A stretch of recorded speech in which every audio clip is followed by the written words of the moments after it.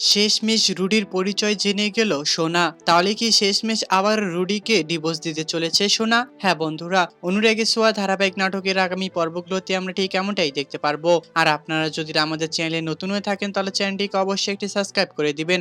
আমরা এপিসোডের শুরুতে ঠিক এমনটাই দেখতে পারবো যে সেই সোনা যখন বিয়ে করে আবার রুডিকে বাড়িতে নিয়ে আসে, ঠিক তখনই কিন্তু সেই সোনা কোনোভাবেই যেন তার মাকে রাজি করতে পারছিল না। যার কারণে সেই দীপা আবার বলতে থাকে যে তোমার এই বিয়ে আমি কোনোভাবেই মানি না। তখন যেন সেই সোনা তার মাকে বেশ অনেকটা রাগী কণ্ঠে বলতে থাকে যে তোমার মানাতে না মানাতে আমাদের কোনো কিছুই যায় আসে না। আমার বাবা আমার এই বিয়েটা মেনে নিয়েছে, আমি এখন থেকে এই বাড়িতেই থাকবো। প্রয়োজন হলে তুমি এই বাড়ি থেকে বের হয়ে যাও। যার কারণে দীপা বেশ অনেকটা রেগে যায়, বলতে থাকে যে ঠিক আছে, আমি রূপাকে নিয়ে সারাটা জীবনের মতো এই বাড়ি থেকে বের হয়ে যাব। এরপর যখন আবারও কৃষ্ণ জেল থেকে ছাড়া পায়, ঠিক তখনই কিন্তু সেই রুডির ব্যাপারে অনেকটাই খোঁজ খবর নিতে থাকে কৃষ্ণ।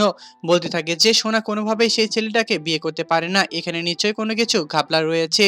এই কথা বলা মাত্রই যেন সেই কৃষ্ণ বেশ অনেকটা ভালোভাবে খোঁজ খবর নিতে থাকে, ব্যাকগ্রাউন্ড খোঁজ খবর নিতে থাকে সেই কৃষ্ণ অর্থাৎ রুডির ব্যাপারে।